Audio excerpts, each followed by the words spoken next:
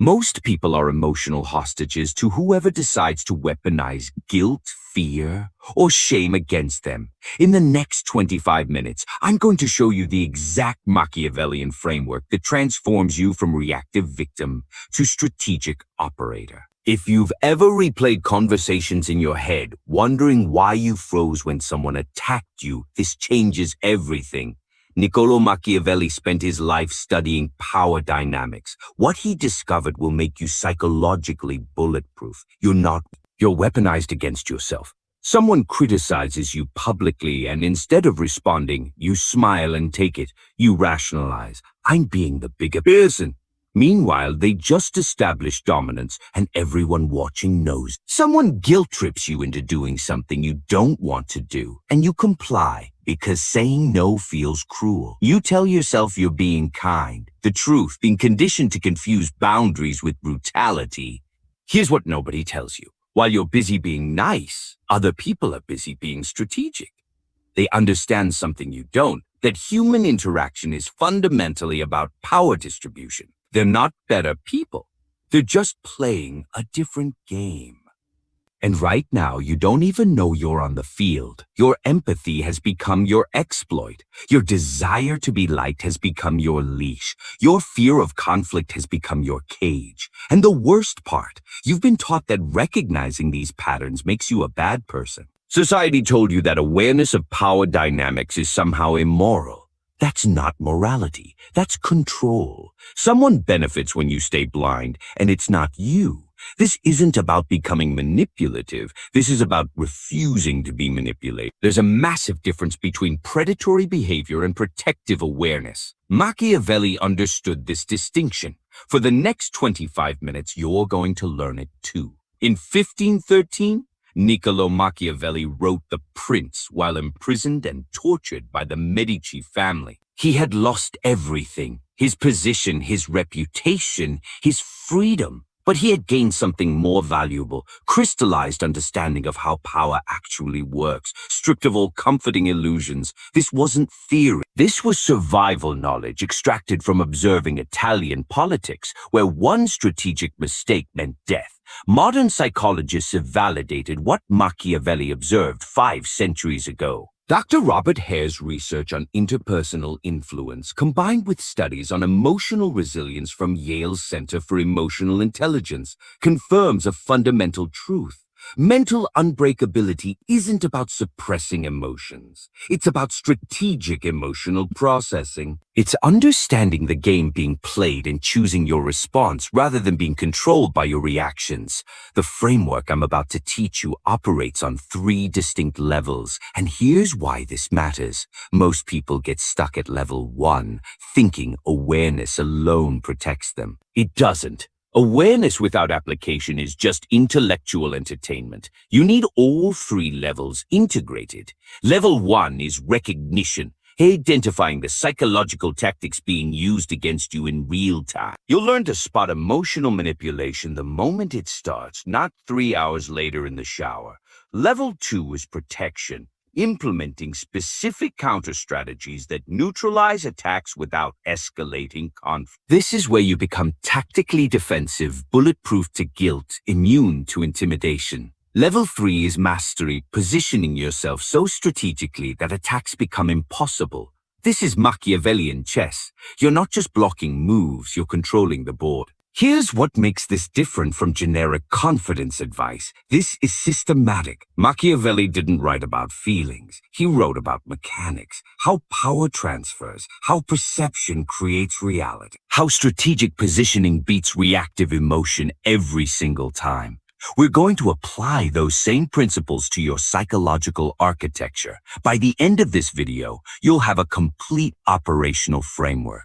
Not philosophy, strategy, the kind that changes how you walk into rooms, how you handle confrontation, how you process criticism, and how other people instinctively treat you.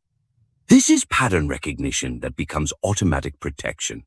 Let's begin with recognition, because you can't defend against what you can't see. The first principle Machiavelli understood: every human interaction involves a power test. Not sometimes, always. Someone speaks, someone responds. In that exchange, power either balances, transfers, or consolidates.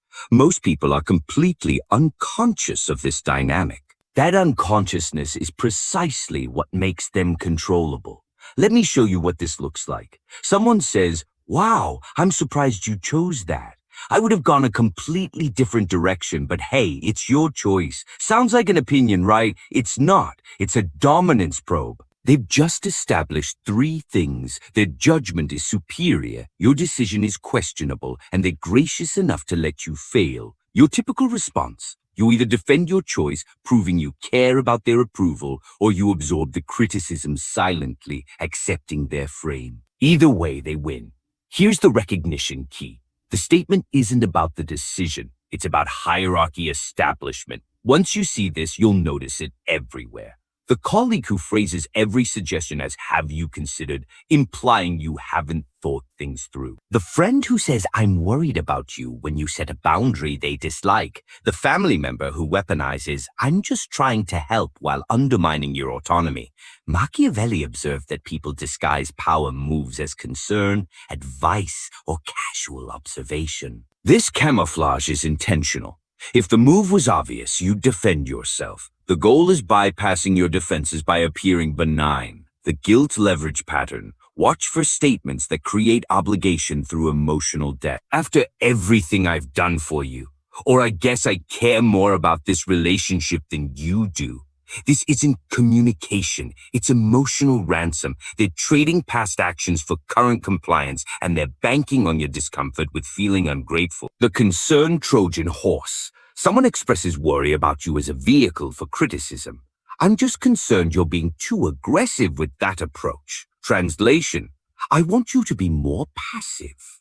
The word concern disarms you because challenging it makes you look defensive or ungrateful. The social proof weapon. Everyone thinks, or we've all noticed. This is psychological isolation. By invoking a non-existent consensus, they make disagreement feel like fighting a majority. You're not arguing with one person anymore. You're supposedly arguing with everyone. Here's your aha moment. These patterns work because they trigger your social programming. You've been trained since childhood that being skeptical of someone's concern is antisocial. That defending yourself when someone is just trying to help is aggressive. That prioritizing your judgment over group opinion is arrogant. That training makes you vulnerable. Machiavelli would tell you, discard the emotional payload, analyze the structural move. What is this statement attempting to accomplish? Who benefits if I accept this frame? What compliance is being engineered? The moment you start asking these questions, you've activated recognition. You're no longer inside the manipulation. You're watching it from the outside. That distance is power, but recognition alone isn't enough. Now you need protection. Protection is where psychological theory becomes tactical reality. Machiavelli's core insight: you don't need to attack. You need to make attacks ineffective. The moment someone's manipulation doesn't generate their desired emotional response, the weapon breaks. They're holding a gun that doesn't fire. This is strategic defense. Counter strategy 1. The reframe reflection. When someone attempts guilt leverage, don't defend.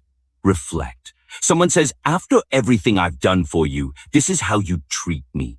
Your instinct is probably to justify your behavior or apologize. Wrong move. You've just accepted their premise that you owe them compliance as payment for past kindness. Instead, reframe with curious neutrality. I'm noticing you're connecting past generosity with current disagreement. Help me understand.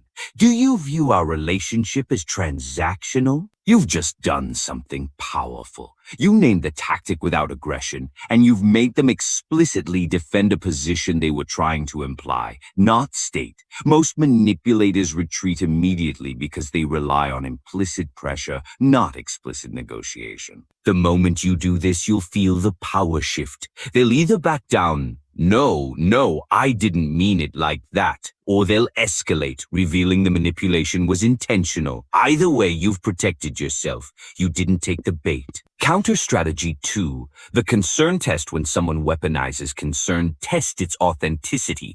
I'm worried about you could be genuine care or disguised control. The test is simple. Accept the concern and maintain your boundary.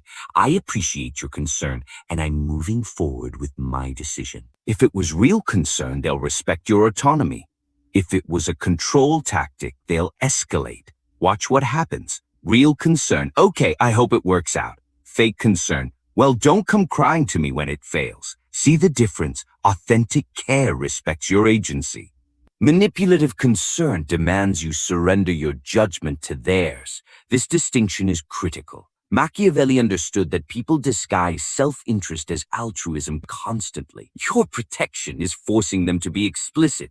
Make the implicit explicit, and manipulation die. Counter strategy 3. The social proof reversal. When someone claims everyone thinks or we've all noticed, call the phantom army. Who specifically? Make them name names. You'll discover one of two things. Either the consensus doesn't exist, or they've been talking about you behind your back, which is valuable information. Most of the time, everyone is one person, them. They're manufacturing social pressure to substitute for actual argument. By demanding specificity, you're collapsing the illusion. And here's the beautiful part. If they refuse to name names, you've just exposed the tactic. So you can't actually tell me who everyone is? Then I'm going to treat this as your opinion, not a consensus. The moment you do this, you've shattered the weapon. Social proof manipulation relies on you feeling outnumbered. When you refuse to accept ambiguous everyone statements, you're no longer fighting a crowd. You're responding to one person's perspective, which they now have to defend without the comfort of invented backup. Counter strategy 4. The delayed response. This is pure Machiavelli. When someone hits you with an attack disguised as concern, joke, or observation, you don't have to respond immediately. That's interesting. Let me think about that. Buys you time to analyze the move rather than react emotionally. Reactive responses are almost always manipulator favorable. Strategic responses require processing time. Here's why this works. Manipulators rely on your immediate emotional reaction. Guilt works best when you're caught off guard. By creating space between stimulus and response, you're activating your prefrontal cortex instead of your amygdala. You're choosing your move instead of being moved. Try this once, and you'll be amazed at the result. That colleague who always catches you off guard with criticism, I'll consider that and get back to you. Then analyze it. Is this valid feedback or dominance testing? Either way, you respond strategically, not emotionally. Counter strategy 5. The broken record. When someone won't accept your boundary, don't engage with their reasoning. Machiavelli observed that explaining yourself gives people ammunition to argue with your explanation.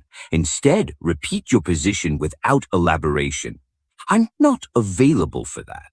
They'll try multiple angles. Guilt, logic, social pressure. Your response doesn't change. I understand, and I'm not available for that. This feels uncomfortable initially because you're programmed to justify your boundaries. But here's the truth. People who respect boundaries don't need elaborate explanations. People who demand explanations don't respect boundaries. They want negotiating material. The broken record technique is psychological armor. There's nothing to argue with. You're not mean, not explaining, not defending. You're just consistent. After 2 or 3 attempts, most people abandon the manipulation because it's not generating the emotional reaction they need. The protection principle. Notice what all these strategies share. They're defensive, not offensive. You're not attacking. You're making attacks ineffective. This is crucial for your psychological positioning.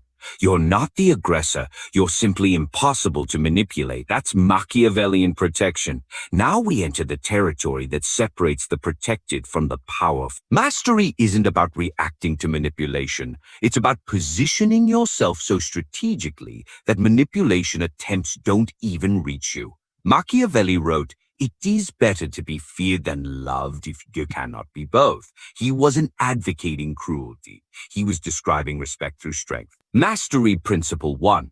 The reputation fortress. Your reputation is your first line of defense. When people know you have boundaries, they stop testing them. Here's how this works. The first time someone attempts manipulation and your counter strategy neutralizes it, you've sent a signal. The second time, you've established a pattern. The third time, you built a reputation. People talk. Don't try that guilt thing with her. She sees right through it. He doesn't get rattled by those political games. This reputation becomes your shield. Manipulators are fundamentally lazy. They target easy marks. When you consistently demonstrate that you're not an easy mark, they redirect energy elsewhere. But here's the advanced move. You build this reputation intentionally. In low-stakes situations, you practice boundaries firmly. The office gossip tries to recruit you into drama. I don't participate in conversations about people who aren't present. The family member attempts guilt leverage over a minor issue. I'm making different choices now, and I'm comfortable with that. These small moments compound. You're not being aggressive, you're being consistent. And consistency at low stakes makes high-stakes confrontations unnecessary. People learn. This is strategic positioning. Mastery principle 2. The preemptive frame master-level operators set frames before games begin. Instead of waiting for someone to attack and then defending, you establish the rules of engagement early. In a new professional relationship, you might say, I work best with direct communication. If there's ever a problem with my work, I want to hear it straight. No hints or indirect feedback. And I'll offer you the same directness. You've just made passive-aggressive behavior explicitly against the established norm. If they violate it later, you're not being sensitive, they're breaking stated rules. This is frame control. Machiavelli understood that whoever defines the rules usually wins the game. Another example, starting a friendship or relationship, you establish, I'm someone who values autonomy. I don't do well with guilt-based communication or emotional leverage. If you need something from me, ask directly. You've just installed a firewall. Anyone attempting guilt leverage is now explicitly violating your stated preferences, which gives you maximum justification for shutting it down. The preemptive frame is powerful because it's proactive, not reactive. You're not defending yourself. You're educating others on how successful interaction with you works. This isn't arrogance. This is clarity. And people respect clarity more than they respect accommodation. Mastery principle 3. Strategic vulnerability. Here's where it gets sophisticated. Machiavelli knew that appearing completely invulnerable makes you a target. People want to find your weakness, so you control the narrative by choosing what vulnerability you display. This is calculated authenticity. You share struggles that are real but resolved. I used to struggle with saying no, and it caused me significant stress. I've worked hard to overcome that. You've just revealed vulnerability while simultaneously establishing that it's no longer an exploit vector. Someone trying to guilt you now knows it won't work. You've publicly claimed mastery over that weakness. This is psychological misdirection. You're being authentic enough to seem human while strategically managing what information could be weaponized. You share process, not current pain. You reveal past weakness, not present vulnerability. This makes you relatable without making you controllable. Mastery principle 4. The amused mastery response. When someone attempts obvious manipulation, your energy response communicates volume. Master-level operators respond with amused recognition, not anger or defensiveness. Someone tries guilt leverage, and you smile slightly. That's an interesting approach. Are we negotiating, or are you trying to make me feel bad so I'll comply? The amused tone does something powerful. It signals you're not just seeing the manipulation, you're unbothered by it. You're so far above the tactic that it's almost entertaining. This isn't cruelty, it's dominance through unshakability. Machiavelli would approve. The person who remains emotionally composed while naming the game has all the power. This response requires genuine inner security, which is why it's mastery level. You can't fake the amused recognition, but once you've practiced recognition and protection enough, this becomes natural. You're not hurt by the manipulation because you see it as a child's game. That perspective shift is freedom. Mastery principle 5. The power of selective engagement. Finally, the ultimate Machiavellian move. Choosing which games you play. Master operators understand that not every provocation deserves response. Someone attempts manipulation, and sometimes your best move is no move. You simply don't engage. This isn't avoidance, it's strategic disregard. You've assessed that this person, this situation, this attack isn't worth your energy. By not engaging, you're communicating something profound. You don't have enough significance in my life to warrant a response. This is devastating to manipulators because their entire strategy depends on you caring about their opinion or approval. The colleague who keeps testing you with passive-aggressive comments, eventually you just stop responding entirely, not with anger, with indifference. They're talking, and you're acting as if nothing was said. Maintain eye contact. Continue your sentence. Move forward. You've just demonstrated they have zero power over your emotional state. This selective engagement is the final form of psychological unbreakability. You're not defending, not explaining, not engaging. You've decided this person doesn't meet your criteria for attention. That's mastery. Let's take everything theoretical and make it tactical.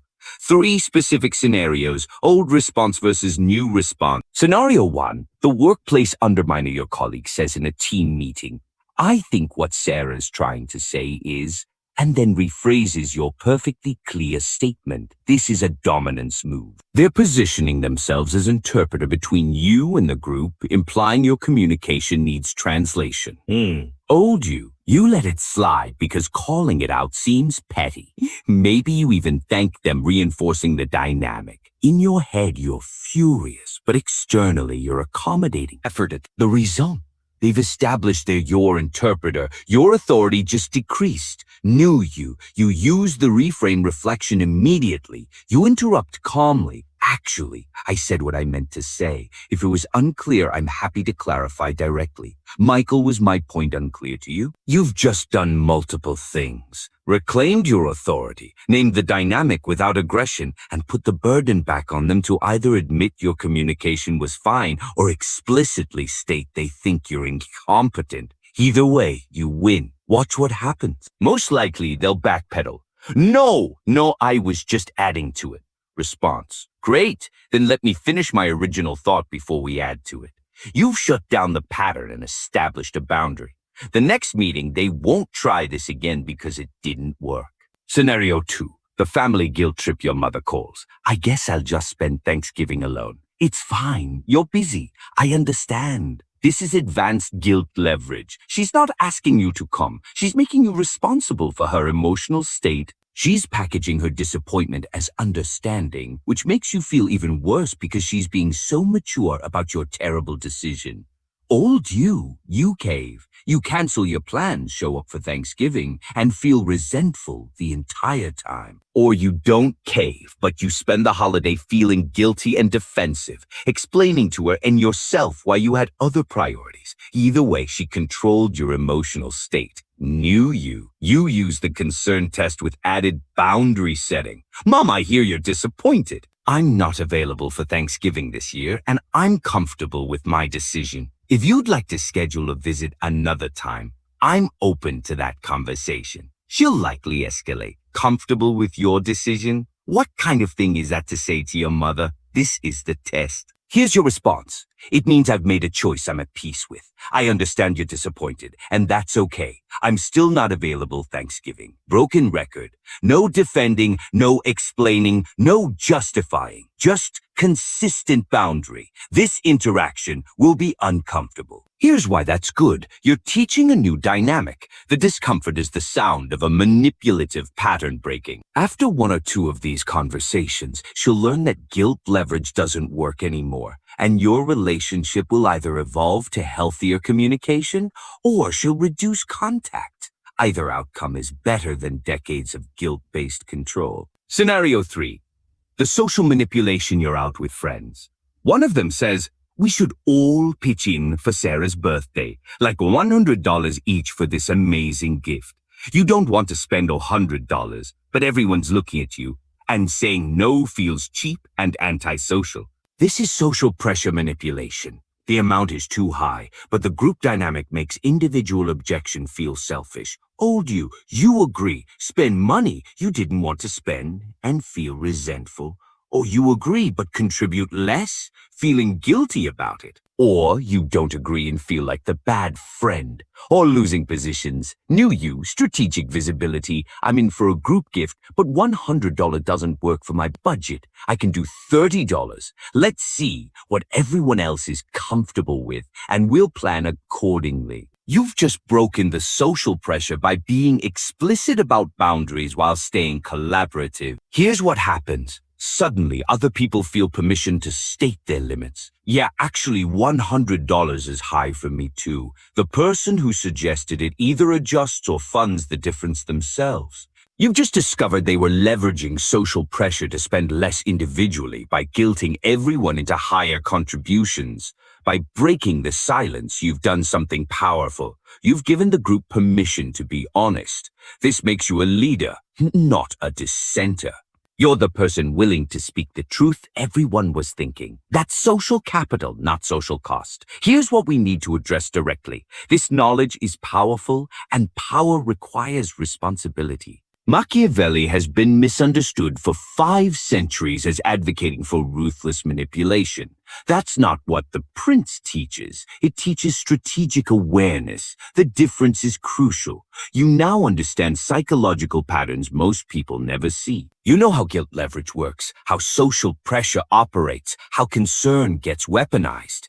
This puts you in a different category. You're not playing the same game anymore because you see the game. That visibility is power. But here's your ethical framework. Use this knowledge defensively, not offensively. The techniques I've taught you are shields, not swords. You're learning to recognize manipulation to protect yourself, not to manipulate others. This distinction matters. Can these same techniques be used to manipulate? Absolutely.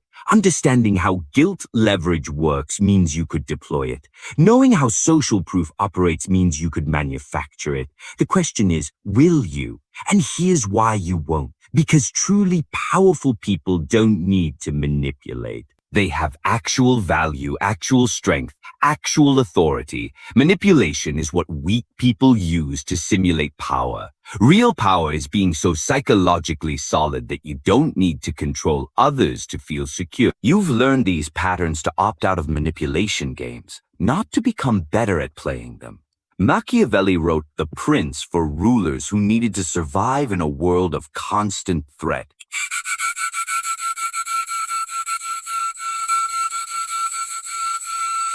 You're not learning to conquer. You're learning to be unconquerable. Different goal, different ethics. Here's your responsibility. When you see manipulation happening to someone else, especially someone vulnerable, you have a choice. Do you educate them? Sometimes yes, sometimes no. Use judgment. But what you absolutely don't do is participate in their manipulation or use your knowledge to exploit them further. You're now part of a small percentage of people who understand these dynamics consciously. Most people are running unconscious patterns they learned in childhood. They're manipulating without even knowing it, just repeating what was done to them.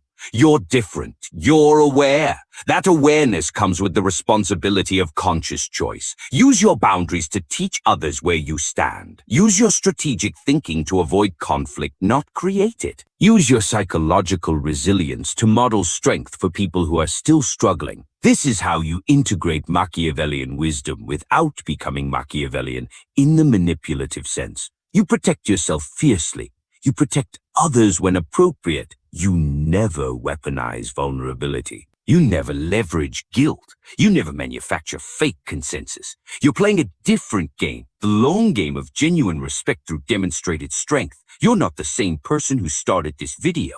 That's not motivation speaker hyperbole. That's cognitive fact. You now have pattern recognition you didn't have 25 minutes ago. You see power dynamics you were blind to before. That change is permanent.